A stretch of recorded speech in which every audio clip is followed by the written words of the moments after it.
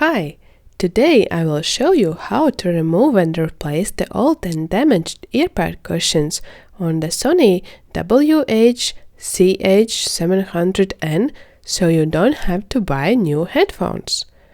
Worn-out earpads not only look bad and smears your face, but also negatively affect sound quality.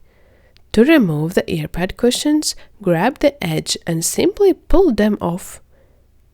The earpads stay attached to the headphone frame using a groove. Once both earpads are removed, take your new replacement earpad cushions. You will find the link in the video description. To make pads installation easier, stretch the edge of the new earpad slightly. Then insert as much of the edge as possible into the headphone groove. Hold the already inserted part with one hand and use the other hand to gradually tuck in the rest of the earpad edge. Repeat this process until the entire earpad is secured. Do the same for the other earpad. It might seem tricky at first, but with a little finger training you will successfully restore your headphones.